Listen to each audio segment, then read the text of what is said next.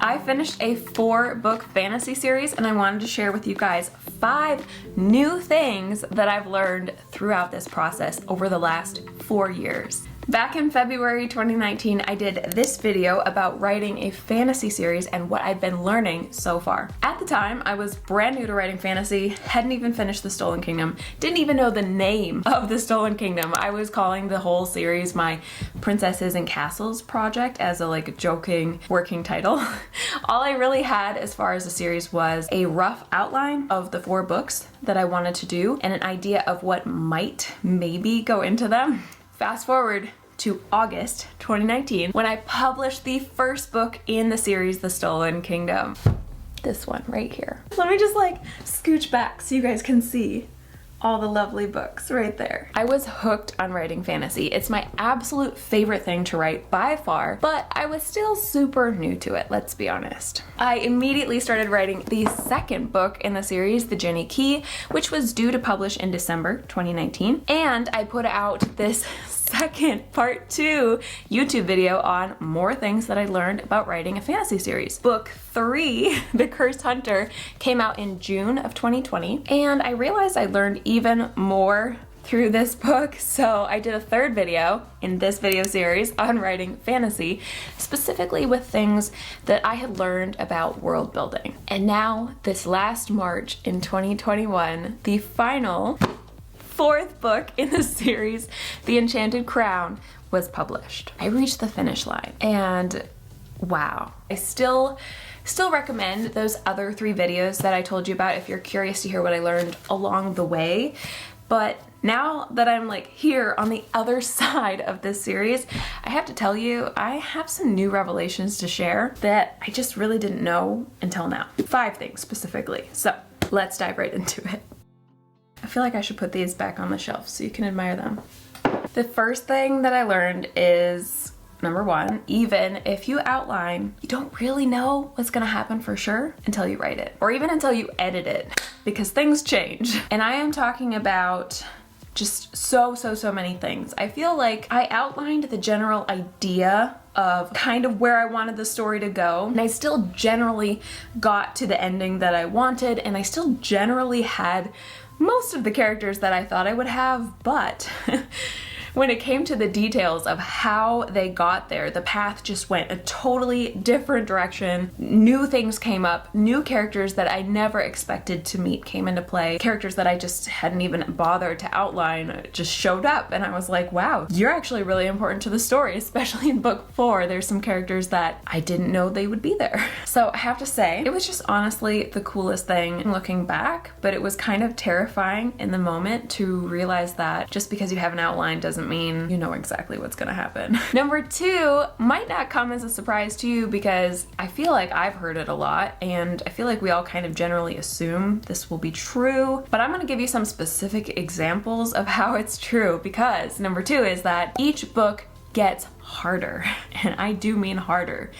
Each continuous book is building on something. It's like if you don't have a great foundation, your building is going to fall because it is tough. And I promised you guys specifics. So the first reason that I think each consecutive book gets harder is, first of all, because you have to remember all the details that you wrote before and keep them accurate. So, for example, just one of thousands of details that I created for my world was in book 3, I brought in a new people group called the Atazadeh, and that is the Persian word for family. And so I remember I was like, this is such a cool word, and I really liked the spelling that I found on the internet. So I used that, and it started with a KH. Well, fast forward to book 4, when it had been months since I'd written book 3 and I'd forgotten. Of course, I remembered the people group that I'd created because I was really excited about them. I had a plan for them to go a lot further and for things to start happening, for cool revelations. However, when I went to spell the actual name, Atazadeh, I spelled it more, phonetically, I think is the right word. The way that it sounds when you say it out loud. Totally different than how I spelled it in book 3, which, just as a side note, is one of the amazing reasons to have an editor, because my editor, Natalia Lee, was just pointing out that this is a totally different spelling. And I laughed so much. I was like, thank goodness you got that. That would have been the most embarrassing thing. And it's not even that hard. Like, that's just one example, because when you're juggling thousands and thousands of details, things are bound to slip through the cracks. So it gets harder with each book because you have to make sure everything is lining up and matching the books that came before. Not just, words and spelling of things, but also what the world looks like, what the characters do, what they care about, what their arc is, and all these things. You have to juggle them all. Another reason that it's harder with each consecutive book is that you have to meet or exceed your readers' expectations. Like, if they loved book 1, they'd better love book 2, and that's a lot of pressure. And then if book 2 is awesome, they better love book 3.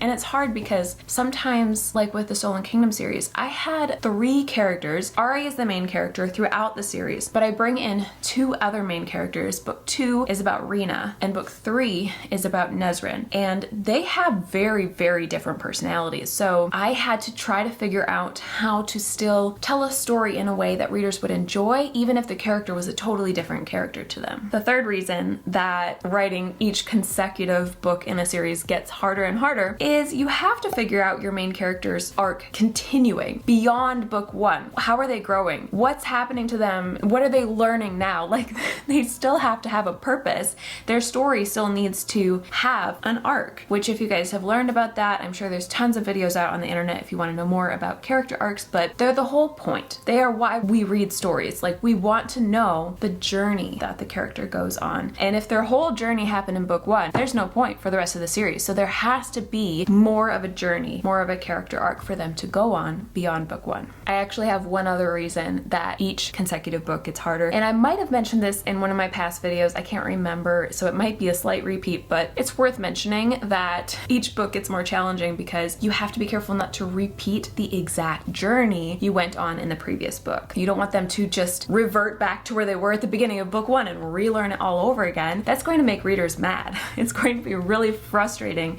to be like, they just learned that. Why did it not stick? You know what I mean? I've read some books like that, and I have to tell you that the first draft of the Ginny Key was basically a repeat of the Stolen Kingdom. It was the same journey, and thank goodness for critique partners in this case, because my amazing critique partner Brittany said that's a copy of book 1. And so thanks to her, I was able to fix it and work on that, because oh my goodness, that would have been embarrassing. It's hard though. It's a legitimate hard thing. If you're having a hard time with it, you're not alone, because that's what you know about your character. You got to know them on this journey. You got to know this particular struggle that they have. So it makes sense that you would, be thinking of that struggle when you go on to write book 2. It's really a balancing act between continuing to give readers what they expect and surprising them with new things. The third revelation that I've had about writing a fantasy series as a whole, now that I'm on the other side of it, is that I noticed the most recent book is always the one that I'm the most attached to emotionally, which means I'm starting to not read reviews after the first, 10 or 15 come in, because I'm too sensitive. And that's not to say that the reviews aren't awesome, because I appreciate all reviews, and eventually I like to go back and I like to look at the reviews and they're like, I liked this, but this didn't work for me. I can learn from that. But the sensitivity to the latest book, the one that's most recent, that's kind of a new thing for me, I think. I don't know. Maybe I'm just starting to recognize it more, but I have less sensitivity the older a book gets, because I just have more perspective to see how far I've come since then and how much I've grown. And I think I'm okay with being like, yeah, there's things to work on there, and I'm just less sensitive. While the current book is my best work right now. So I think it stings more if somebody doesn't like something in the one that just came out. Does that make sense? By the way, if you have written more than one book also, and especially if you've written a series like this, and any of these are like, yes, I relate to that, let me know in the comments. I want to know if I'm the only one who feels this way or if other people feel this way. But I'm going to continue on to my fourth thing that I wanted to share, which is that I thought 4 books would be the most I would ever want to write in a series. I honestly, if I'm being totally honest with you, I was overwhelmed by the idea of 4 books, and I was thinking, I don't even know if I can make it to 3. I might just cut the series off at 3 and call it good. But it turns out that when you love it, you want to keep coming back just as much as your readers do. I had written dystopian sci-fi before, and while that was fun, it was so different to writing fantasy, and I just love the world that I've created in this series, and I, honest to goodness, could write 4 more books in it. I really could. Like, I could just keep going. There's so much more in this world beyond the borders that I've currently explored, and I could just see another book here and here and here and here, and I'm just so excited about this world still. And I did not expect that. I really didn't. I thought by the end of book 4, I'd be like, yeah, I'm done. I don't want to write this anymore. But I, honest to goodness, could keep going. I'm kind of bummed that I wrote, that I wrapped up Ari's story, because I could totally keep going and write more, but like, that was her ending. It needed to be her ending. So I don't know exactly what the future is going to hold. Can I write another 4-book series in the world that's different? I don't know. Or I could write Nezrin and Malachi's story, or I could write Gideon's story, or I could write Jezebel's story. And by the way, that's what I'm working on.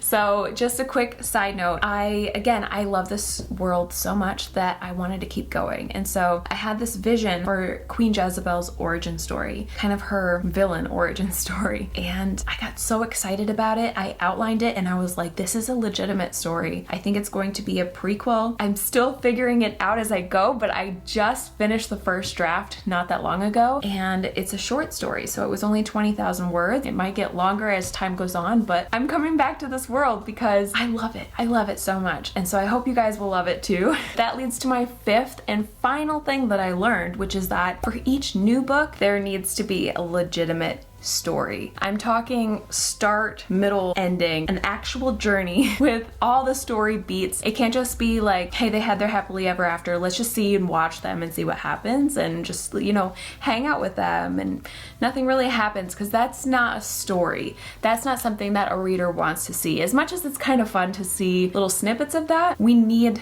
to see an actual journey, an actual character arc. For example, I would love to write what happens with Nezrin and Malachi down the road, but at the moment they kind of had a happily ever after, and I don't really want to ruin that. I don't know if I can see a follow-up, conflict basically, and something that challenges them and that makes them grow further. I don't know what that would be yet. Not to say that there won't be anything, but I don't see it at the moment. And I would love to go back and write Gideon's story too, back when he was young and how he came to be who he is, and his heartbreak that I've kind of hinted at, and I kind of know what happened there, but I don't yet see a full story there either. I did see a tiny story for him between books 1 and 2, which is what I have currently on my newsletter. If you don't know, my newsletter subscribers get this short story of Gideon, because there was a tiny conflict there. Something important happened behind the scenes within the series, and I knew that I wanted to actually show it on the page as well. So Gideon kind of got a story, but I would love to tell more for him. The key word, or the key issue I should say, is of course I don't have anything yet, because I might at some point in the future, I might sit down and brainstorm them and find out there is a story there. We'll see. But I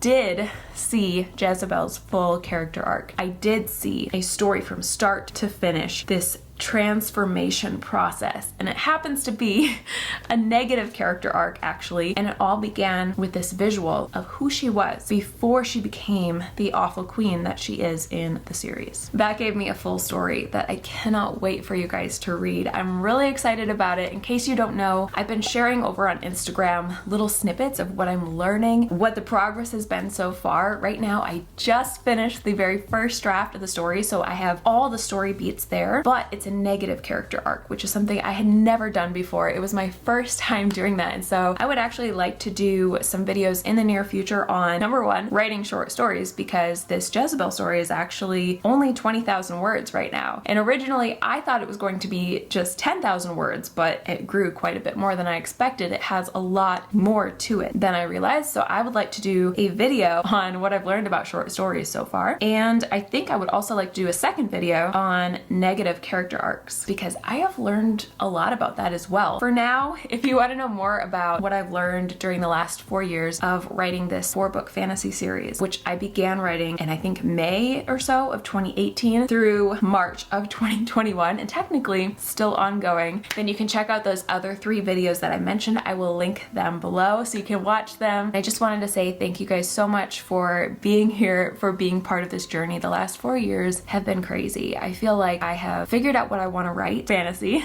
and I have figured out how to do things like world building. And I've just figured out who I am as a writer and how to world build and why characters should matter so much, and just so many things that I'm so thankful you guys got to be here with me for the journey. It's been a wild ride. So if you want to join me and you're not subscribed already, you can do that right there somewhere down below. And also, if you want to, definitely click that notification bell because it lets you know every time I have a new video, which might be worth doing since it is technically Camp NaNoWriMo this month, and I thought it might be fun to do some extra writing videos. Stay tuned for that, and I will talk to you guys again very soon. Bye!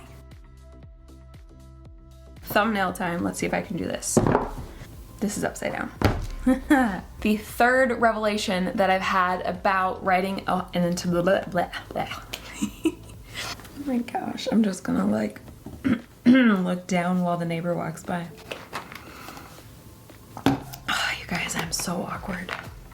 Okay. All right, it's safe.